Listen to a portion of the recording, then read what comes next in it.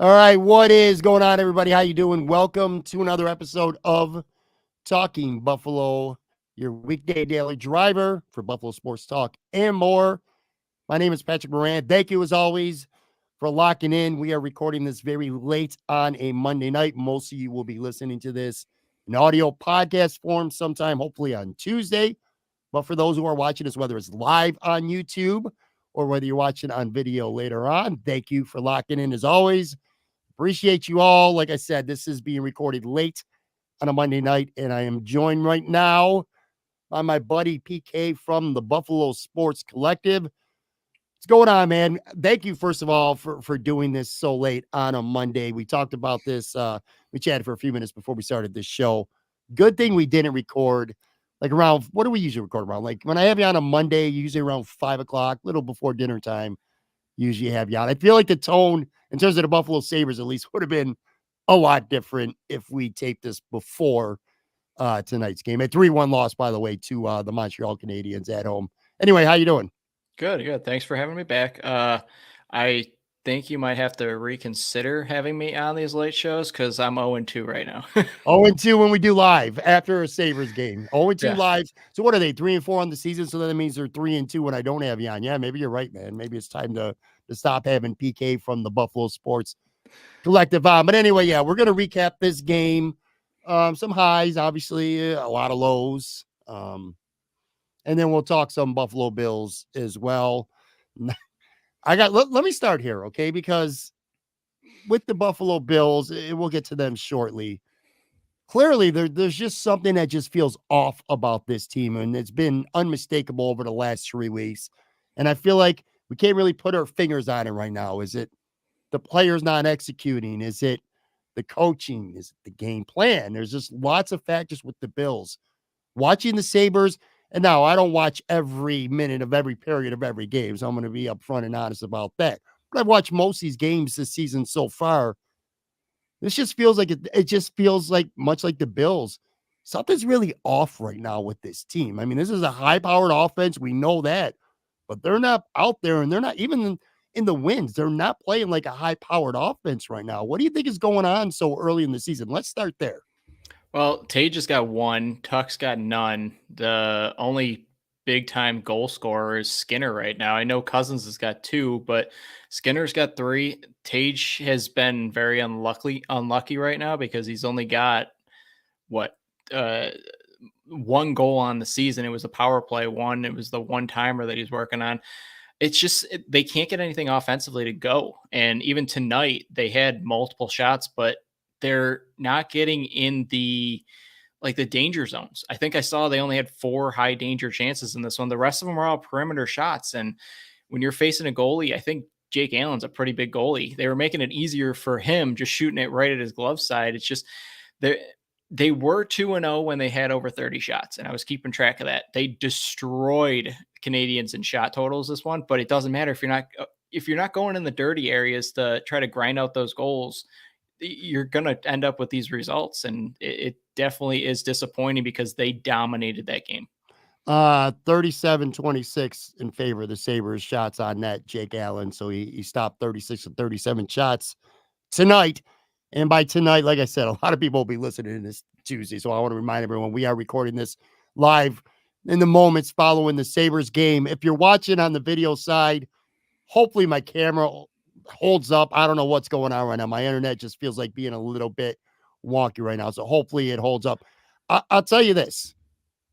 Rob Ray, who, he works for the Sabres. Okay, so I don't even like calling him a homer. I get it. You got to be positive when you talk about the team. And 99% of the time he is. But that's not really me criticizing him. I'm just telling you what it is. After the game, and I don't know if fans who are listening or watching this right now stuck around for any of the post game, but Rob Ray, in the moments that followed the game, who again is usually very complimentary of the team, even when they're playing like shit. Actually, to a point that it kind of annoys me. But anyway, he said this is a team right now that needs to find a way to be more willing to pay the price. I'm paraphrasing a little bit, but he was talking about paying the price. And that's my biggest, as a fan, my biggest takeaway from this game is sure, they peppered Jake Allen with 37 shots. And there were a couple of them that were really good chances, and he made good saves when he had to. but all these shots are like perimeter shots. You and I were talking for just a few minutes before, and it's like, I kind of feel like the Sabres right now are like the Golden State Warriors, and not the Golden State Warriors that are winning championships either. But what I mean by that, a team that's just hoisting up a bunch of threes. Like, it feels like the Sabres right now are settling for a ton of shots from the perimeter. They're getting like cute, making the extra pass. They're not getting the puck to the net. They're not fighting for rebounds. I mean, they got this huge ass line of three guys who are what, like 6'5" or so, with Tage and Cousins and Greenway, and they're passing the puck around and one-timing pucks from 15, 20 feet away. You know what I'm saying? It's like too much perimeter stuff. Would you agree? Yeah, I mean, it's not helping. They can't get their power play even set up in the offensive zone to do anything. I mean, I don't know how many more times I can watch that drop pass to try to skate it in the zone. Oh, They intercept it and it's going back the other way. I mean, I'm not a hockey. I've never played an official hockey game in my life, so I'm sure there's a logical reason for that drop back pass. But every single time, wouldn't you change it up every once in a while? They can't even get set up in their zone. So that's definitely hurting them because it's eliminating a whole special teams element out of their offensive end that they used to be good at last year. I mean, they were, one of the better teams on power play, if I remember correctly. It's been a while since I look back at that, but they're just not getting anything going power play wise. I mean, the only power play goal and the only goal they scored tonight was 7 seconds into the power yeah, play with 9. Jeff Yeah. Skinner, just the unbelievable roofed it goal. But other than that, they're just shooting from the perimeter. They're not really setting up inside. And like we said, when you're shooting from the outside, that's fine. But you need somebody on top of the goalie to pick up those big rebounds. That's how Canadians got the goal-ahead goal tonight, was they put the puck on net.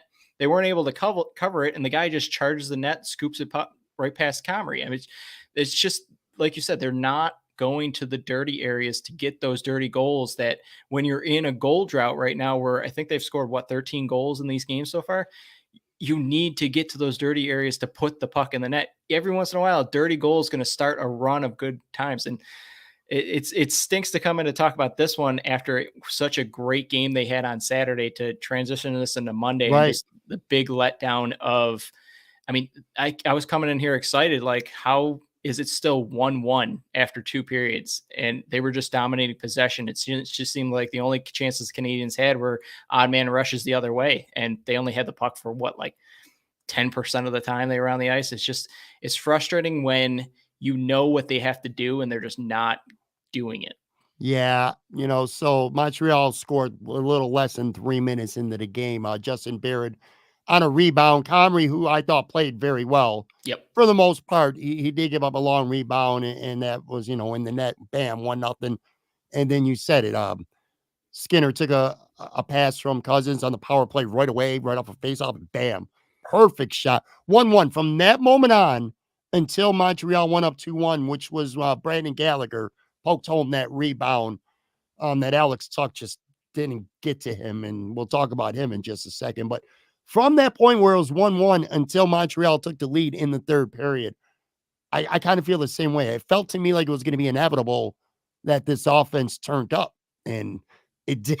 It did, but it just, again, not great chances. They just kept settling, it felt to me, with all these outside shots and just not getting enough pucks, quality pucks, to the net and fighting for rebounds. And it's definitely, it's disappointing. And yeah, this offense is just completely, even in the wins for the most part this year, the offense has just been really out of sync. And I can't put my finger on it, because it's not like there's wholesale changes. It's not like they're playing a brand new system. Couple players specifically that I want to mention, and I went on Sabres Twitter at the end of the game. When it comes to the Bills, I say whatever the hell I'm going to say, and I really don't give a shit what people say about it. I say what I feel at the time. I kind of have a little bit more of kitty gloves when it comes to Sabres Twitter, because I don't follow the team as intensely as I do the Buffalo Bills. So I don't feel like I'm not always confident in what I'm saying. So I went on Twitter and I said, "Hey, Sabres Twitter, is it okay for me to say that Alex Tuck was terrible tonight?" And almost universally, everyone agreed. Chad DeMonicis from Expected Buffalo, he's one of the first to chime in that, yes, he's playing bad. I've seen a lot of people tweeting that it's not even just tonight, that it's been this whole season. I've heard from somebody credible that Alex Tuch is playing a little bit dinged up too right now, but still, just a really bad game tonight on both sides of the ice. Like I said, he was responsible for handling Brandon Gallagher, and he did it on that go-ahead goal. And then he also was the one who took the penalty that led to Montreal putting the game on ice when Tanner Pearson just blasted a beautiful one-timer past Comrie near the end of that power play. But yeah, man, just Alex Tuch, this is one of your best players, and he's not playing like it. And he's not the only one. But let's start there with it, because, I mean, this guy's just, he's been too good since he became a Buffalo Sabre to play the way, from what I've seen, the way he's looking out there. Just again, something just, I keep going back to this, just seems off when it comes to him too. Yeah, 5 games, 1 point, 7 shots. It's not. That's it. Yeah. I didn't even know it was that bad. Wow. Yeah. I mean, he's a -3 also, if you want to, however much you take credit in that one. But it doesn't.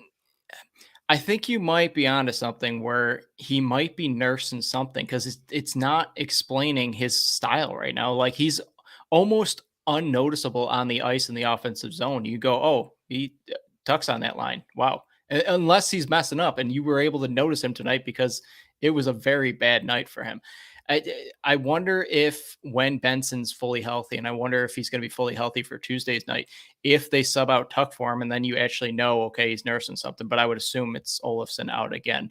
But it's definitely, something's not sitting right with him, and then the offense in general. And that top line last year between Skinner, Thompson, and Tuck, it was unbelievable. They were one of the top lines in all of the NHL, and they had to break it up because something wasn't working. And you put him down, you match him with Middlestat and Skinner.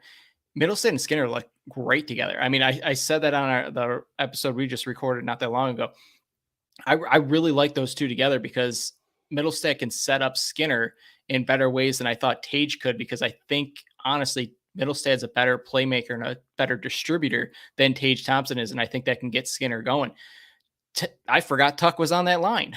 He's not doing anything. He played last year later in the season when Tage got hurt. Middlestat and Tuck played great together. Yep. And I feel like that was maybe part of the reason why he was quick to go back to them this year. It kind of goes back to something my buddy Tone Plux was on his show, not yesterday, but the week before. We had a pretty good discussion about this. And do you feel like, all right, so the Sabres are 3-4 right now after 7 games. Okay. By no means is the season's not over, just like with the Bills. By no means is the season over. So let's just be real clear about that. And even if you would have told me, I don't know, what's the season been going on for a little more than 2 weeks now. If you would have told me like 2 weeks ago that the Sabres would be 3-4 after 7, I'd be like, okay. But I would have been like, all right, well, then there's a serious goaltending problem. They're just playing really, really shitty defense or something. The last thing I would have expected was the offense to struggle as much as it has. But anyway, going back to the preseason, we talked about the Sabres' attitude. And if you remember the last preseason game when Pittsburgh came in and they beat the shit out of the Sabres, like they scored 7 goals on Devin Levi. And Granato was kind of defensive after the game, more or less. And a couple of players were acting the same. Well, Pittsburgh is treating this like it was a playoff game. If, this is preseason, we're getting ready. Like maybe a team that's still on the come up and hasn't really proved, I mean, all the potential's there, but they haven't really proved shit. That maybe the intensity should have been ramped up a little more in the preseason going into the regular season, because that Tuck, Skinner, Tage Thompson lineup was so good last year. They didn't really play together in the preseason to the very end. So I don't know, for whatever reason, that line just looked rusty and it didn't last long. Do you think that maybe now looking back that some element, maybe the Sabres not being as intense and trying to win and get things right in the preseason might have leaked into the regular season right now, offensively for certain?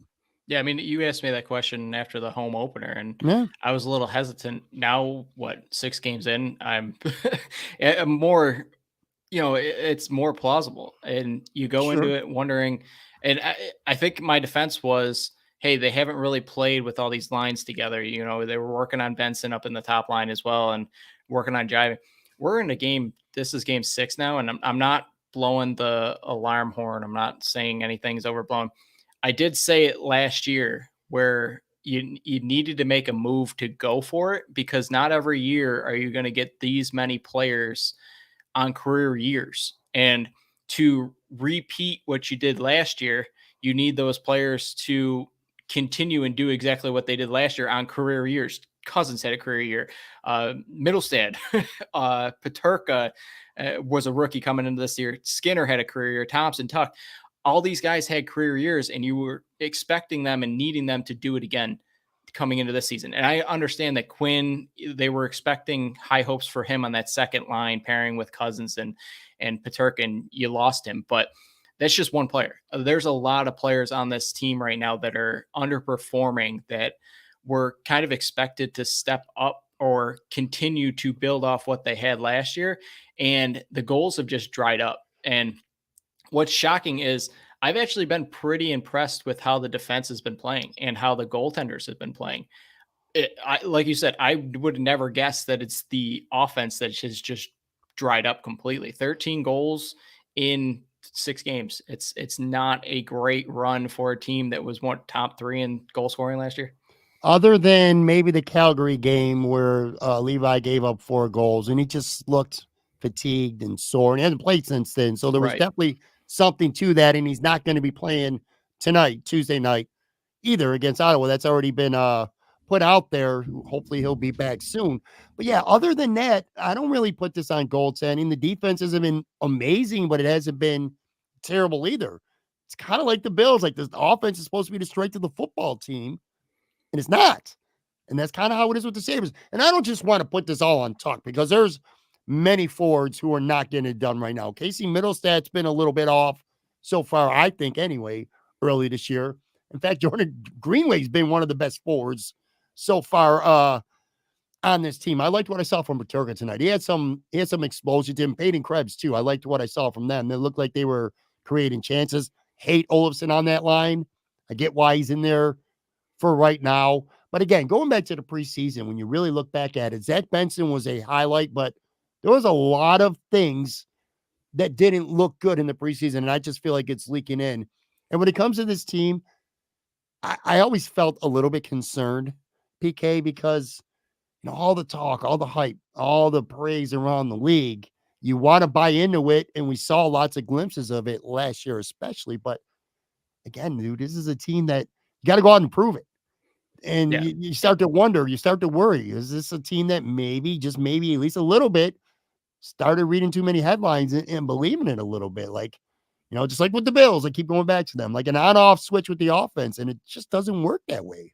Yeah, this is the first year that they've actually came into the season with playoff expectations. Sure. So it's going to hit everybody differently. I'm not saying that's the reason they might be gripping their stick a bit tighter than normal, but there's got to be some kind of adjustment, just because, it's not like they had a bad game. They're just not finishing. And eventually that's going to come back to haunt you. And it did tonight with only 1 goal. Again, we're 6 games in. There's a long season. I think they can right the ship just based on the amount of talent they have. But this early in, only scoring the amount of goals they have, which keep going back to 13 goals in 6 games, it's not the start of the season you were hoping for. I truly do think that the offense is going to figure itself out. And if this offense does be able to figure it out with the goaltending that you're getting, even from Comrie right now, who's had back-to-back very good games, it'll be interesting to see how, I'm assuming UPL plays Tuesday night. It'll be interesting to see how he does on that massive amount of rest. And that's another reason why I hate 3 goalies, but that's a different story. It'll be very interesting to see what this team looks like if the offense can come around, because they're getting good defense, they're getting good goaltending. If the offense can come around, this is a complete team. But again, teams play differently when they finally have expectations on them and some pressure on them. So let's see if they can actually rebound from that. Yeah, little bit worried about that. And by the way, I feel like if Comrie would have played out of his mind tonight, then maybe he comes back again tomorrow. But I'd be surprised if it's not going to be UPL. Not that Comrie played bad. I am by no means putting this game at all on Comrie. And sure, 7 games does not a season make. That said, the Sabres are in a very tough conference. You don't want to be falling in a hole where you're 8-10 points out of a playoff spot 15 games into the season and having to play catch up. So I do feel if there's not already a sense of urgency in that locker room after this game, that there should be. There definitely should be. And this is going to be on Don Granato to get them to start playing with some urgency and fix some of the stuff that ails. And one other player I wanted to mention too, I forgot. I should have said this earlier. Talking about Tuck, that I thought stood out in a negative way tonight. And I don't know if this is a season thing, because again, I haven't watched every period of every game. But to me, Owen Power tonight stood out in a very bad way. Whiffed on a shot, took I think a bad penalty, got beat on a play that resulted in a goal, the third goal when they were shorthanded. I mean, this is a number one overall pick. This is a guy you've signed for a long time now, $8 million a year. By no means am I worried that he's a bust or anything stupid like that. I'm not going to overreact like I do with the Bills here. But tonight, at least anyway, a pretty worrisome performance from Owen Power. I thought he was terrible against Montreal tonight. Yeah, I mean, even if you don't want to blame Tuck for that penalty that led to the third goal, it was Power who played it terribly in the corner, ended up having to dive for Yep. it, and that's what made Tuck have to cross-check the guy from behind. Owen Power has been up and down playing defense his whole career so far, and I know it's a young career, so I'm not really digging into it. It takes a while to Sure. adjust to the NHL game as a defenseman, but he's been up and that's another reason why I was kind of hoping that they would go out and get a veteran partner for him.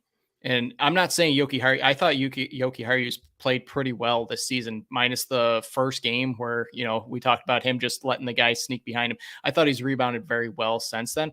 I was just hoping for a better veteran presence next to him that is more defensive reliable, so he doesn't have to be pinpoint perfect all the time. And he could, there is somebody that can make up for those young mistakes that he's going to be making. It's just, I need a first overall pick like him to even out his game a bit more and have less of the negative defensive issues in his own end type of games moving forward. Because you mentioned it was the whiff shot. It was the messed up in the corner. He didn't slide over fast enough, which Clifton, I don't know what he was doing on the penalty kill there. Why was he going up towards the boards and leaving two guys behind him? That was confusing me. I thought that goal was just as much to blame for him as it was the Power, because he was way out of position.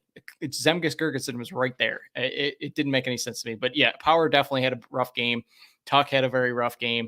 It's been, there's plenty of players so far that have just not met expectations in this young season so far. If Benson can return on Tuesday night, does he go on that line? Do you keep the top two lines the same? Do you put Benson with Krebs and Peterka? That's a very young third line if you do that. I was thinking about that because I know Olsen's on that line. I'd like to see it just because it could be so electric. I don't know what got into Krebs tonight. I don't know what the heck happened, but he was absolutely flying. I think in the first period, yeah, he made that one move where he ended up in the zone and he put it between his legs. He put it between their legs. He was absolutely buzzing. I've actually really liked him so far this season. Really, no results have come from it, and no statistics have backed that up. But he's been flying all over the ice. I liked him when he was with Zemgus Girgensson and Oposo just because of his play style, but I think he fits better with more offensive players around him because of that electric ability he has. Benson's healthy. I think you got to put him back in the lineup, and I think he's got to take Olofsson's spot. I thought Olofsson did okay. I mean, he was battling a lot more than he was early in the season, but I still think Benson's potential is much higher than Olofsson. So as scary as it might be at times, Peterka, Krebs, Benson line could be that little juice that gets that team fired up. Fun, but scary. Yeah, for what it's worth, I thought Krebs might have been the best center on the ice for the Sabres tonight. I thought he was better than Tage, and I definitely thought he was better than Middlestad or Tyson Jost. So anyway, yeah, 3-4 after 7 games to put a wrap here on the Sabres. And this was a long home stretch that ends now. And now 5 of the next 7 starting here on Tuesday night are on the road. So they got Ottawa and tough games too. Ottawa Tuesday night. You got New Jersey Friday night on the road. You got Colorado at home on Sunday afternoon. And then you got a home and home the following week with Philly. So again, 3-4 is not cause, don't break glass because of an emergency just yet. But with these games coming up here, you don't want to fall farther behind. That's where I'm getting to. You don't want to be in a big ass hole in the middle of November. And with 5 of the next 7 on the road, we'll see if this team can bounce back quick. They're going to have to. Otherwise, they're in big trouble very early on. And I hate saying that shit, but that's what it is. I actually love going on the road because for some reason this team plays better on the road. They can't play at home unless they're in the red and black. And I'm True. pretty sure the Saturday game versus Colorado, they're in the red and black. So go on a little streak here. You're on the road where you play better. You come home, you're in your red and black, and rattle some of those wins off and climb the ladder out of this dumpster basement dwellers that you're sitting in right now.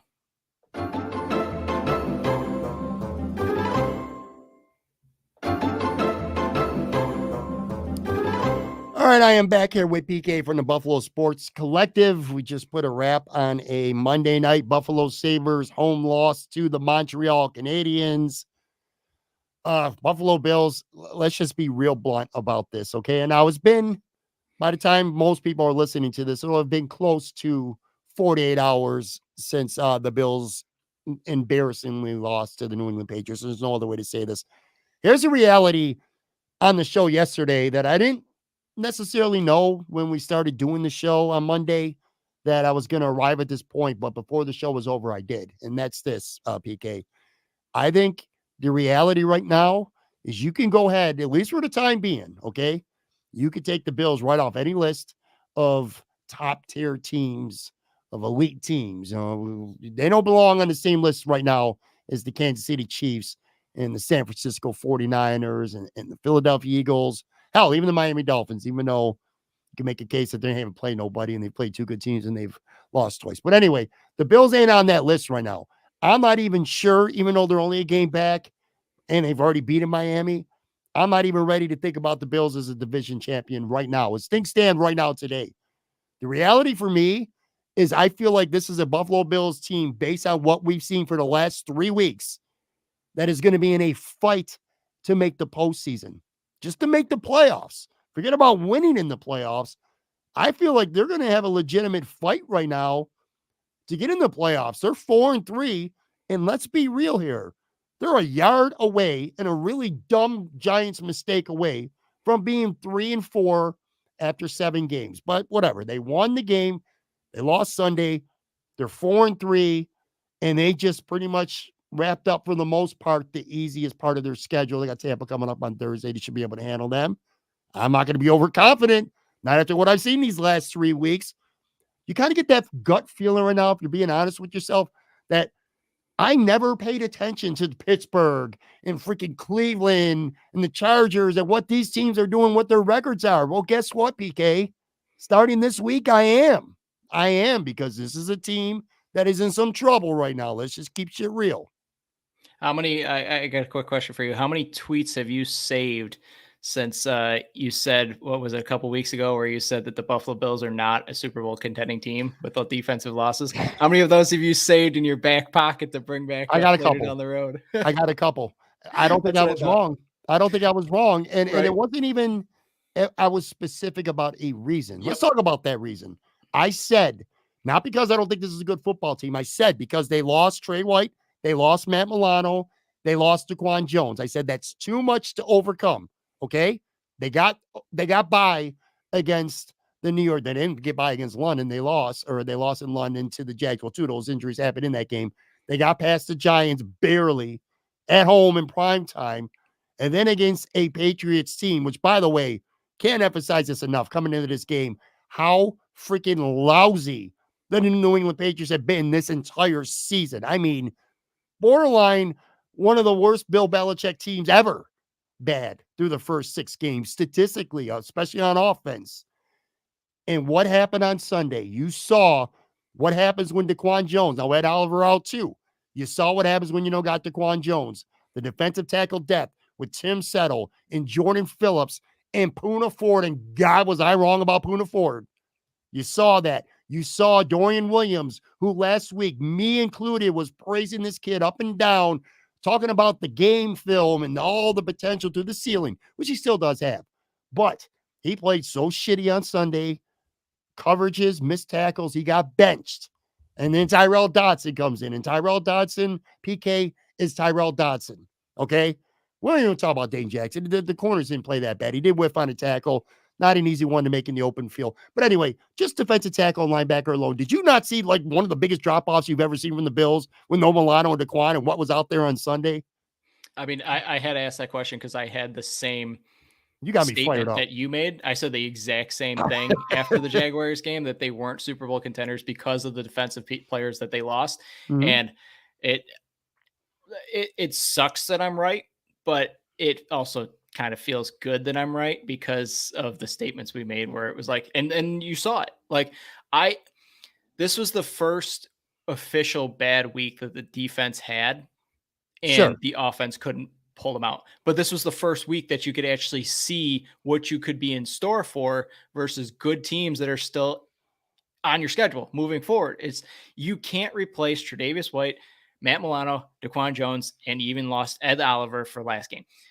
This is the defense that you're going to get. So you need your offense to step up, and they haven't been able to do it back-to-back games. And even if we want to toss out the Jaguars game, they haven't been able to do anything from the Jaguars game until the fourth quarter. You're looking at the schedule moving forward. After the Bucs game, which is still no gimme right now after what you just saw on Sunday and the week before. Nobody's a gimme right now. Then you got Cincy. Then you got the Jets again, who play you tough every single week. And Zach Wilson, he stinks, but that offense is slowly doing some stuff.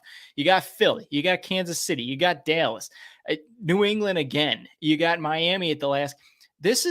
We said from the get-go that when this schedule came out, the front of the schedule was your easy part. The back half of your schedule was hell. And now it's even worse hell because of the teams you're facing and what your team looks like. And your defense is so depleted right now. It's your defense bailed you out as much as they could in the Giants game. They held them to 9 points, even if you want to discredit the first half and the quote unquote hold in the end zone. Your offense put up 14 points. Your offense stunk. Then they come into this week of like, okay, it's New England. It's home. They have to get right. Then they put up that slobber knocker. It's just, it's almost, it almost brings me back to like the drought years that, nothing can go right whatsoever with this team. And it's just, you're banging your head against the wall, trying to figure out how you can perform against these pathetic teams. Let me pull back the opinions and the takes, our personal opinions and takes that we have. And let's actually for a second here, focus on a simple fact. And if you're watching this on the YouTube side, I have the standings up for the AFC, and it's pretty goddamn self-explanatory. Let's just assume, for the sake of discussion here, okay, Baltimore, Jacksonville, Kansas City are going to win their divisions. And let's, again, purely for the sake of discussion, I don't think that the AFC East race is over, but let's give it to Miami, okay? Now you're starting to look at wild cards. And these games, this isn't the NHL where you play 82 games, man. You play 17 games. These records are starting to matter already. Pittsburgh is 4-2.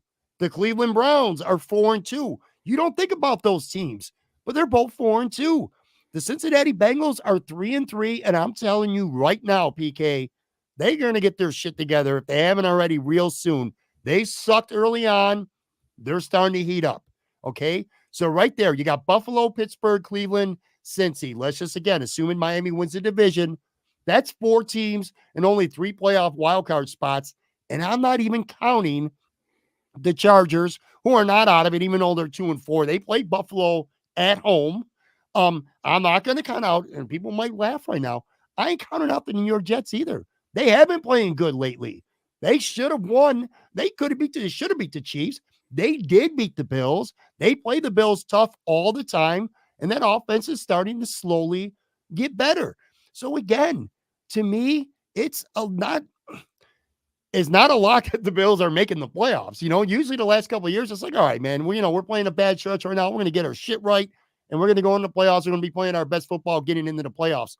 Well, you better play your best football before the playoffs, because if you don't, you might not even get in there. And you brought up the schedule, and I'll pull that up too. Let's look at it.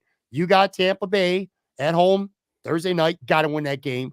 Then you go to Cincinnati, Sunday Night Football. You got Denver and the Jets at home. After that, holy shit, dude. At Philly, bye week. At Kansas City, Dallas at home, at the Chargers. You got New England at home. You should smack them on New Year's Eve. And then at Miami to end the season. Let's just say, again, let's give them Denver. Let's give them the Jets. Let's give them New England. Let's give them Tampa on Thursday. All 4 of those games, even without issue. That gets you to 8. You want to get to 10 to get to playoffs. You got to get to 10 probably to get to the playoffs. So at Cincy, at Philly, at Kansas City, Dallas, at Chargers, Miami, at Miami. You better win 2 of those games or tough opponents. You better win at least 2 of those, 6? Just to get to 10, man. It's not a given, especially the way this football team's playing. They got a lot of shit to fix on both sides of the ball. Defensively, it's personnel. Offensively, it's coaching, it's philosophy. It's a lot of things, man. There's a lot of shit to fix on this team, and they don't have the luxury of dicking around and giving away any more L's when you lose against New England. That kind of takes away your ability to go out and have another stinker somewhere else down the road where it doesn't mean anything. Yeah, I mean, I was on the show before the Giants game, and we were both saying you have to win these next 3 games. Mm-hmm. And we were looking at the schedule and going, you're going to have to steal 2 wins somewhere to get to 11 and make the play. Now you're looking, you need to steal 3 to get to 11 somewhere. I mean, they're already 2-3 versus conference opponents. It's not good right now. And they're fighting with the Texans who are 3-3. They're fighting with the Jets who are 3-3. It's just, yeah, Houston's pretty good. Yeah. Did you think going into the season? I mean, it almost feels like they were thinking that they didn't stink. Like their shit didn't stink. Where they were going, okay, we can just coast on through. Playoffs are a given. I mean, I was a victim of that also. I was thinking the same exact thing where, hey, I'm not worried about playoffs. I still think the AFC's in there, even though I don't think they're a Super Bowl contender. I think they're still a playoff team.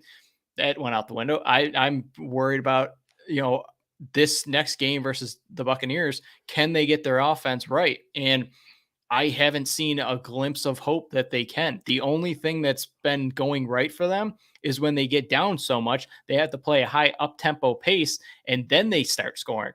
But then, if that's what's working, why aren't you doing that earlier in the game? Why isn't that sprinkled in somewhere? Hey, okay, we just picked up this first down. Let's hurry up. Let's keep going.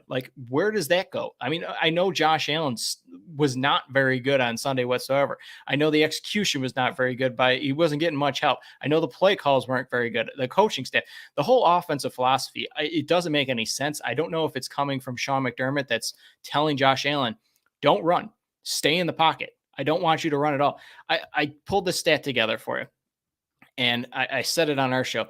He is on pace right now for 70 rushes for 360 yards. That would be the lowest of his entire career. They have taken the element that makes Josh Allen that special unicorn and said, hey, we're going to make you a pocket passing quarterback and take any of that extra stuff, any of that threat that you might get hurt away. Don't they understand quarterbacks typically get hurt when they're staying in the pocket and they get blindside hit? It doesn't make any sense. I don't get why they're trying to be such a balanced offense when it's clearly not working. Well, I can tell you why, and his name is Sean McDermott, and that's pretty, it's getting pretty obvious at this point. A major talking point of talking Buffalo yesterday was Tone Bucks was talking about. There's one person, PK, in this, and I'm piggybacking off what he said, so I don't want to take credit for this, but I believe it fully. There's one person in this organization, who has the ability to rein in Josh Allen, to stop him from running the football, to stop these design runs that coaches think are taking a pounding on him. And it ain't Brandon Beane, and it's not even Terry Bagula, and it sure as shit ain't yes man Ken Dorsey. It's Sean McDermott. Make no mistake about that. It's Sean McDermott. He is the head coach. Today's presser on Monday, anyway, I actually wrote the quote down. He says, he was asked about being more involved with the offense and stuff like that. He says, I'm doing everything that I can as a head coach to make sure that things are the way that I want them and expect them to be across all 3 phases. I don't want him having anything to do with this offense, but it is obvious this is what he wanted. This is a Sean McDermott type of offense, balanced. They want to run the football more. They don't want Josh Allen running the football. They want to rely on playing good defense, trying to keep the defense off the field and have these long, sustainable drives with this offense. This is not the offense that Brian Dable had when he was a Buffalo Bills offensive coordinator that was more explosive. The kind of offense that go out there, bam, 3 plays, 70 yards, touchdown. You're not seeing any of that shit this year. Now, some plays are there. You talked about Josh Allen missed a throw, dude. Stephon Diggs wide open, beats 2 guys, 75-yard touchdown if Josh puts it in there. He doesn't. That's on Josh. But the coaching to me is a big problem. And one other thing, too, I wanted to bring up to you. Matt Perino said this. Could agree more on his show. Sean McDermott talks about wanting to get up early and taking the Patriots off the game, making them play catch up, taking them out of their comfort zone. What better way do you do that than taking a football, starting the game, going down the field, and putting up 7 points? That right there solves your offensive slow start woes. It gets you in a rhythm. So what do the Bills do? They win the toss. What do? They freaking defer. The Patriots get the kick, and they go right down the field and score. And it's a brand new game right after that. They're playing with confidence. Matt Perino put this out there, and I thought he's spot on. Why do you not take the football and try to go and score and get up 7-0? It's just, I got an issue at this point with the coaching, and Ken Dorsey is the low-hanging fruit, and he deserves a lot of criticism. But I think he deserves criticism more for being a Sean McDermott yes guy, in my opinion anyway, than he does anything else. To me, this is Sean McDermott. His fingerprints are all over this offense, not even just the defense. I feel like his fingerprints are on this offense too right now. And I mean, everything's piecing together of why, all those rumors about the rift between Dable and McDermott wants this certain 100%. way. You're seeing it now. And what I can't understand is your defense is hurt. You just saw exactly what's going to be happening when you face the Kansas Cities and the Phillies and all those top tier teams when you face them down the road to your defense that he's calling right now. So he wants to limit the amount of time that they're on the field. I get it. In reality, that makes sense. But these drives aren't working. Like these methodical drives down the field, you're getting drops on third down. You're kicking yourselves. The penalties are killing you. And you're not scoring on those long, 10, 15 play drives. Right. So you might be keeping your defense on the sidelines and, limiting their offensive ability where you're keeping, Mac Jones on the side, you're keeping Tyrod Taylor on the side, and you're trying to keep Jalen Hurts down the road on the sidelines and all that kind of stuff. But if your offense isn't putting up points, it doesn't matter. And you're taking your own time away from your offense. Why wouldn't you try to go up early and take that 7-0 lead, take that 10-0 lead, because then you're going to adjust how their offense plays. And then you can be more aggressive because okay, now this is a passing situation. Let's blitz. Hey, this is going to be a passing situation. Let's try to turn over the ball here. It seems like he is so gung-ho on this balanced offense and, kicking the clock away. And complementary football. Yeah. He's so into that where if your offense was scoring and your offense looked good, that would work perfectly. But right now, your offense isn't doing anything that would make sense for this to work. I just don't understand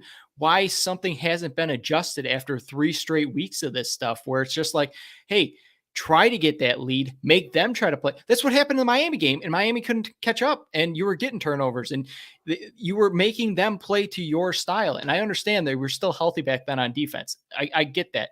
But that's the style of offense you need moving forward because your defense is so hurt, and you saw exactly what's going to happen to when you have faced good offenses down the road. It's just go up early, high tempo offense early, get up early, and you control what they do.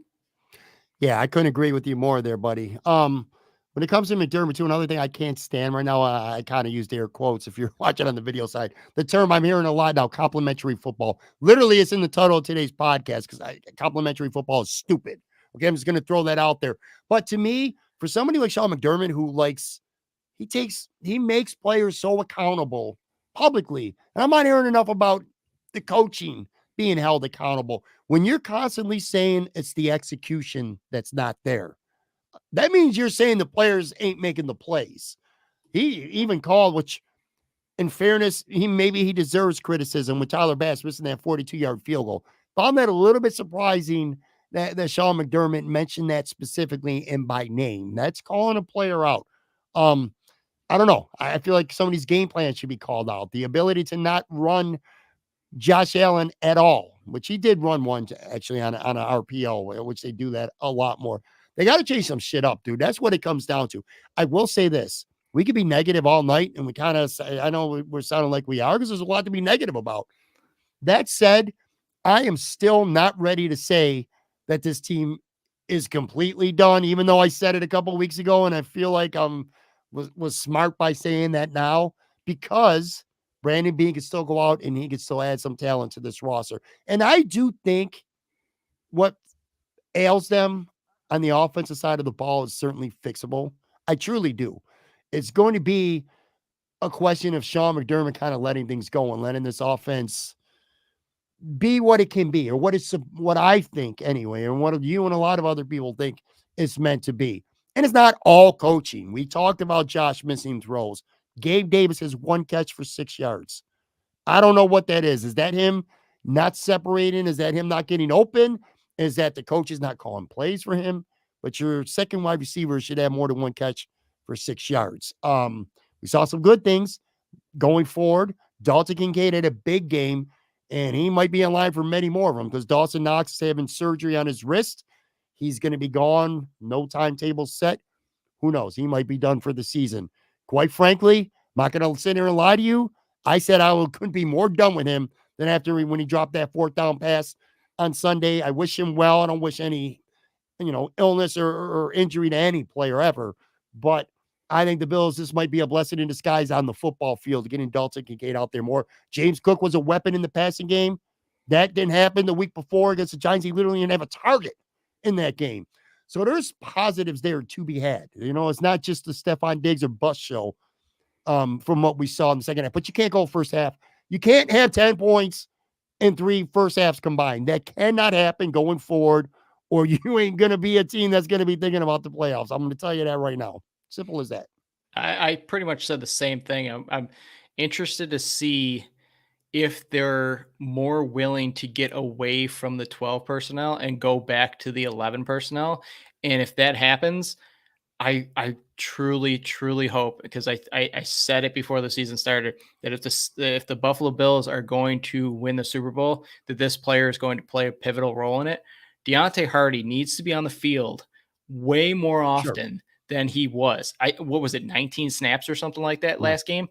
The move he pulled off after that reception was unbelievable. You guys miss, yeah. He's a true weapon, and they're not using him. That's why I'm a little hesitant for Brandon Beane to make any moves on the offensive end, because they brought in all these players and they're not using them what they brought them in for. Sherfield not doing anything. You finally use Kincaid after 6 weeks. Hardy can't see the field. Davis hasn't been doing much. It's just I don't understand. I think I said it like 2 or 3 shows ago on our show, and Phil asked me if they were going to make a move, what would you like them to do? And I said, if you're going to make a move, I think it has to be the defensive side of the ball, because they're not using the pieces they brought in on the offensive side of the ball. So why would you bring in more pieces just to crowd the room up even more? Like Jerry Jeudy's name's out there. If he comes here, they're not going to use him right. DeAndre Hopkins comes here. They're not going to use him right, because I haven't seen it this year that they use the offensive weapons that they brought in correctly. So honestly, if you're going to bring somebody in, bring back an interior defensive lineman, or bring in a linebacker to replace Dorian Williams. Bring in somebody that's going to be a replacement over what you have right now to at least get you by in the defensive end, because your offense isn't doing anything right now. Again, I think they can. It's just some people have to reflect in the mirror and look at themselves and say, hey, I got to put my pride aside. And I'm talking to one person directly. I got to put my pride aside and realize, hey, this isn't working. I need to adjust. And he has done it in the past. So I'm hoping Sean can look in the mirror tonight or this week before Thursday and go, hey, I'm completely wrong. Dable was completely right. I have to refocus this offense and go back to this high-flying offense and get these points, because points win you games. Defense is not going to be winning you games. We just saw the Super Bowl last year. What was it? Both teams over 30 points. You need to score points to win in this league. And so far they can't do it. I want to point out, I actually want to read one comment. Josh Allen is the next John Elway. He commented, he said, nobody wants to admit Morris is better than Knox. You can get a blocking tight end anywhere. First of all, that's bullshit and wrong, my guy, because I quite literally on Twitter said during the game on Sunday that if Quentin Morris is good to go and they're going to stick with 12 personnel, I'm ready to see Quentin Morris and Kincaid as the 2 tight ends out there over Dawson Knox. I hope. Now, if they're going to run some 12 personnel looks with Quentin Morris, fine. I don't hate Quentin Morris. But yeah, I'm ready to see 3 wide receiver slots or sets. Deontay Hardy is starting to do some good things, like you said. Khalil Shakir also had 4 catches for 40 yards on Sunday in Foxborough as well. I feel, and I know this is going to be an unpopular opinion because I know everyone says if you make a trade, you want to get more weapons and you're going to have to outscore everybody to win a Super Bowl. I get that. It's not that I disagree with that. It's just I continue to feel that it's there. I feel like it's there. Maybe if you could go out, if DeAndre Hopkins falls into your lap and you can upgrade over Gabe Davis in that spot, then you'd be an idiot to not do that. Don't think that's going to happen. If the Bills were really serious about landing DeAndre, he wanted to come here. That would have happened months ago. So I don't believe in that. But I'm just saying, if the right guy falls into your lap over Gabe Davis, okay. But aside from that, I'm good with Cook. I love Kincaid. I'm good with Hardy. I'm good with Shakir. I like Trent Sherfield. There's enough weapons on this offense. I agree, man. It's about philosophy and being more aggressive in your play calling and being more unpredictable in your play calling. I just feel like this is such an easy team to defend right now. And if Josh Allen's not doing superhuman things to make these plays, this is going to be an offense that's not going to have success as things stand right now. So still time, definitely worried. If Brandon Beane is going to make a trade, please be in a defensive tackle because these defensive tackles are not good enough. Now, if Ed Oliver plays on Sunday, maybe you can get by with Settle and Phillips platooning more and Poona Ford getting a few snaps in there. And God, I was so wrong about Poona Ford, man. I expected big things from this guy. Now I get why he might have been sitting around to June. Maybe Seattle knew more than Buffalo did because he's just giving them 0. But anyway, if you got Ed, maybe you can get by with a rotation of those 3 guys. But, Ed's got an injury of getting banged up and dinged up. And you saw it. It is only going to get a lot worse. You cannot be that weak in the middle of the defensive line. As much as I hate Milano not being there, and I don't like Dodson or Williams, I'll live with that. But if you're weak, dead smack in the middle of your defense, you're going to get bullied, man. And they got bullied. They got bullied against the shitty-ass Patriots. Yeah, I mean, seeing Mac Jones go 75 yards in under 2 minutes, it hurt. That was terrible. Yeah. I never expected that. And I'm a pessimist, dude, by nature, okay? I'm like, I don't know how you are, but I'm like, Buffalo sports and being old and being around in my whole life has taught me, here we go again. What's going to happen? But when the Bills went up and got the 2-point conversion, I said, worst case, New England might drive down and have a shot at a field goal. Worst case. Never in my wildest dreams did I think they would effortlessly, and that's what it was, effortlessly go 75 yards and win the game. That's crazy. Kind of goes to my last point that I wanted to make to you, though. An underrated aspect of this team that stinks. There's been a problem all year, even when the defense has played good. The tackling. Not good. Jordan Phillips whipped on that screen. That led to the 30-yard gain on first down, which really got things going for the Patriots. I looked it up at PFF. 4 Bills had a tackling grade of under 30, and under 30 is about as bad as you can do in the NFL. Jordan Phillips, 22.9. Here's a name that's going to disturb you because he was terrible on Sunday, and I love him. Greg Rizzo only had a 23 tackling grade. He did nothing on Sunday. Micah Hyde, 29.1, and then Dorian Williams with a 30. Poona Ford wasn't much better, 35.7. This has been the Bills' Achilles heel for a while, and it reared its ugly ass head. The Bills had a horrible time tackling anybody on Sunday. You notice that? Yeah, I mean, I think you hit the nail on the head. It's been a issue all season long, but because there's been so many other injuries and so many other things, it hasn't been a huge talking point. But if you go back and watch, there have been a lot of missed tackles from this defense. And again, I'm trying not to be so negative against this defense just because I mean, they do have the built-in excuse of all these players are injured, and you do need somebody to step up. And this was their worst game of the year so far. And I completely understand all that stuff. The offense needs to do better. But the basic thing on defense is making sure you make those tackles, and they haven't been able to do it all season long. And it was even more exploited in this game because the one big time missed tackle from Jordan Phillips ended up being the reason that Mac Jones was able to go 75 yards. Because as soon as Stevenson broke that off, I'm sitting there and my wife's next to me. I'm like, they're going to lose this game. They're definitely going to lose this game. Max Jones is going to pull this off. And then it got down. And I'm like, okay, maybe they can pull this out. They did it against the Giants somehow. Giants didn't end up scoring it was the Giants. I was like, okay, they're going to lose this game too. And they were able to pull that out. I mean, if you want to question the call in the end zone on Taron Johnson, whatever. But I was like, they're going to lose this game. And it ended up happening. It's just the basic premise of playing defense is you see the ball, go tackle the guy with the ball. And they haven't been able to do that. It seems like you can also attribute that to coaching because that's the pinpoint of the offseason. What you're supposed to be doing is, being sound tacklers. And they just haven't been able to do that all season long. And that's a big reason why. I mean, if they were tackling well, this defense I would have a little bit more confidence in it, but it's been bad all year long. And now you're bringing in more subs and you're bringing in a rookie like Dorian Williams, who I'm still high on. But again, it's a 3rd round rookie that you're relying on to take over for an all pro. They need to be better at tackling and getting off the field on defense. I completely agree with that. I completely agree with this. Defense hasn't been able to step up and they haven't been able to get off the field. Completely agree. But this offense has to do something. But yeah, the tackling has just been putrid.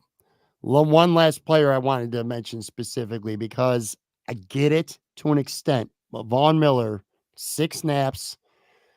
Look, I don't know. I can't explain it, man. I'm on in the locker room and I don't know. It just seems like he's in preseason mode right now. And these are regular season games that matter. He only played 6 snaps this game, but I mean, he hasn't even come close to making a play now. And what, he's been back for 3 games now, I think it is. Yeah, 3 games. Yep.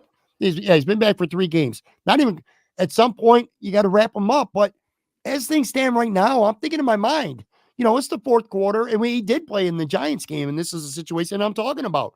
It's the 4th quarter, and you're up a score, and you want somebody to close it out with a defensive play. Is he one of the best 3 or 4 defensive ends on this roster as things stand right now? I don't know that he is. Like, I want Leonard Floyd and Greg Rizzo out there rushing the passer at the end. I mean, I want the Von Miller that we want to see, but that ain't the Von Miller that we're seeing right now. And I'm starting to wonder if we're going to see that at all. And do they have the luxury of letting this guy play 15, 20 snaps if he's not going to do anything? Yeah, I mean, you got the 20 snaps in the Jaguars game. You got 27 versus the Giants, and then only 6 in this one. Yeah. Is there something going on with None him? in the second half. None in the second half. And none in the second half in London either. Is there something going on? Like, did he tweak something? Is he not fully good to go? Because if he's not, why did you pull him off the PUP already? Like, I wonder what happened? Like, I wonder. Yeah, you hit the nail on the head. This is the 4th quarter. They're going down for a drive. You need somebody to make a play. He's making the money to make the play. He's done it in the past. What is the issue that can't get him on the field to do that? At this point, I want Kingsley Jonathan on the field over him. I want like 1 snap Sunday. Yeah, like, what is going on with him? Like, if he's not fully healthy, why is he even dressing? Like, I don't get it at this point. I look, if he was only playing 5, 6, 10 snaps a game, I would understand. It's a process. You're ramping him up some. But how do you go from playing 20-something one week to going down to 6? I feel like it should be the other way, right? Like, if he played 6 against the Giants and only 20 against the Patriots, it'd be like, oh, okay, they're starting, they're progressing. But he went backwards.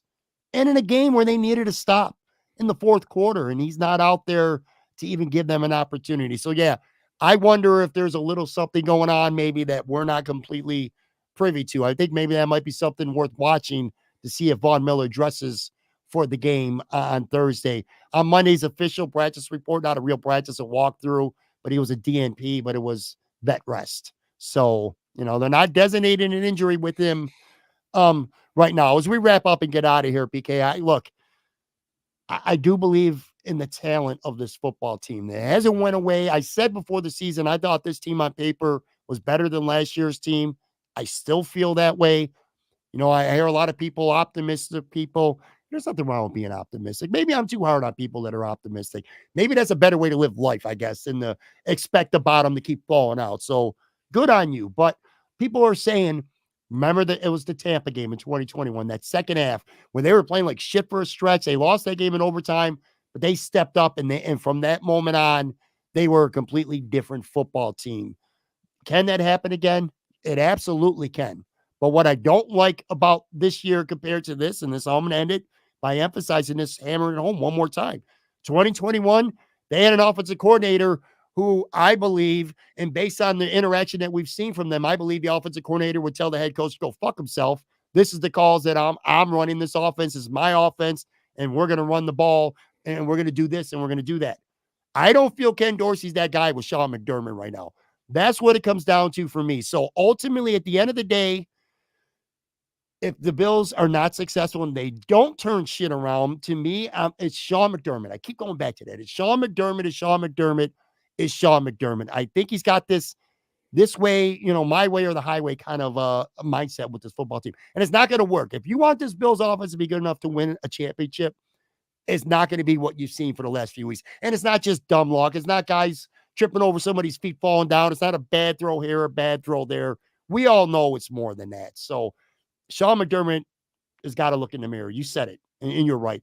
Got to look in the mirror, and he's got to give the keys to Josh, Ken Dorsey, whoever it may be, and just worry about the defense and managing the team overall. Get your goddamn hands off the offense is basically what I'm saying here, PK.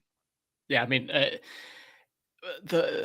I'm so fired up. The biggest thing that they can do to shut up people like you and I is to go out and just blow the doors off of the Buccaneers on Thursday. Because if the offense comes out and looks completely right, like they fixed everything, Josh is running, Stephon Diggs is going for 220, Davis is involved, Hardy's on the field, Kincaid's getting the ball.